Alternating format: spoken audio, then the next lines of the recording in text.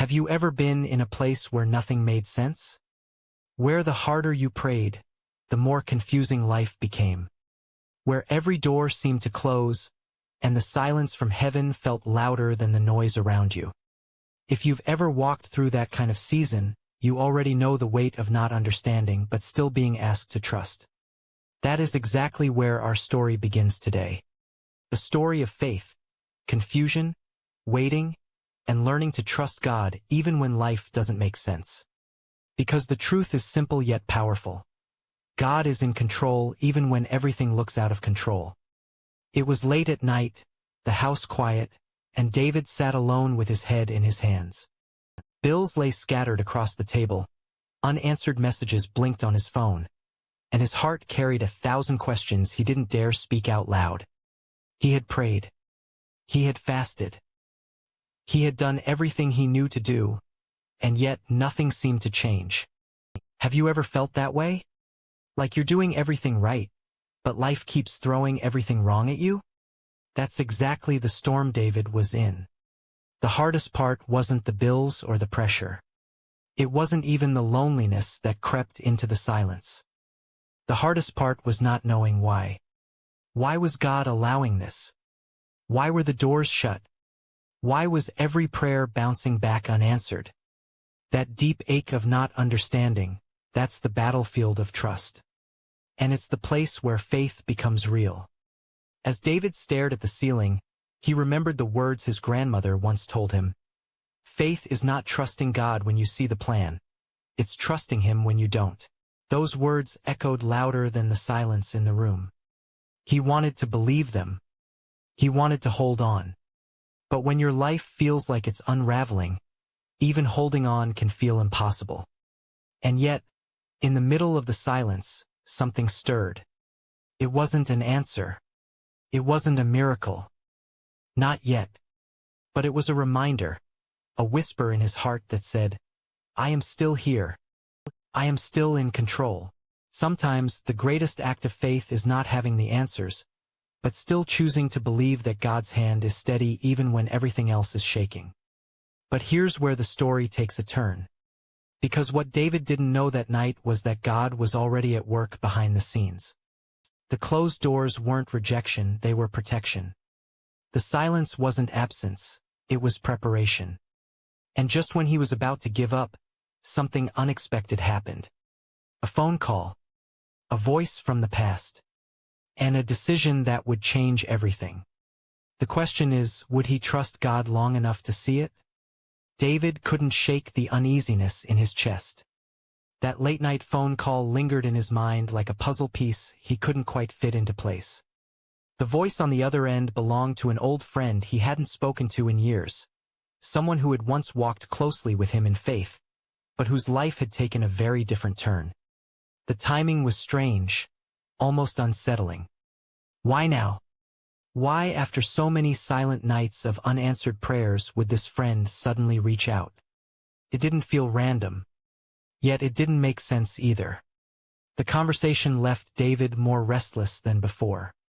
His friend spoke of new opportunities, a risky business deal, and promises of quick success. On the surface, it sounded like an open door, something David desperately needed. But deep inside, there was a battle. Was this really from God? Or was it just another distraction dressed up as a blessing? Trusting God when things were uncertain was one thing, but trusting Him when the wrong path looked easier, that was something else entirely. Meanwhile, life at home grew heavier. His mother's health was declining, and every doctor's visit seemed to bring more questions than answers. His younger sister, tired of holding everything together, began to question her own faith. If God is in control, then why does it feel like everything is falling apart? She asked one evening, her voice breaking. David had no reply. He wanted to encourage her, but deep down he was asking the same thing. The tension pressed on him from all sides. Financial pressure, family struggles, and now a tempting opportunity that seemed too good to be true.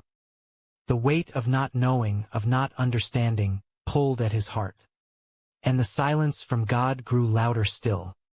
Would he hold on, or would the pressure push him into a choice he couldn't undo? The days that followed only tightened the storm around David.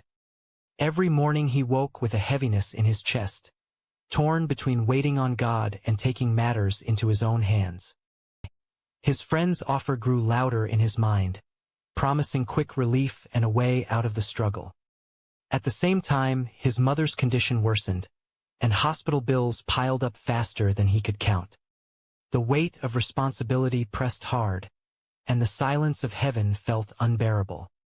He whispered prayers late at night, words that seemed to vanish into the ceiling, begging for even the smallest sign that God was still listening. The tension in the house reached its breaking point when his sister confronted him one evening. Her voice cracked as she shouted, "You keep saying trust God, but where is he now? Look around. Nothing is changing." Her words pierced him deeper than she realized, because they echoed the same questions tormenting his own soul. David wanted to defend his faith, but his throat tightened. For a moment he wondered if she was right. What if he was holding on to hope that was never coming?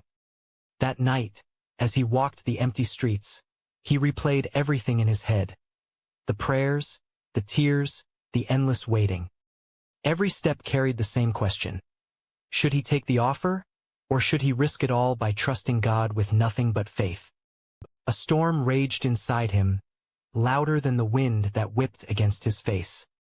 He felt trapped at the edge of two worlds, one that promised quick answers, and one that demanded complete surrender. And then his phone buzzed again. The same number. The same voice waiting on the other side. This time David knew he couldn't ignore it. His next decision would change everything. David froze, staring at the glowing screen. His friend's number blinked again, as if demanding an answer.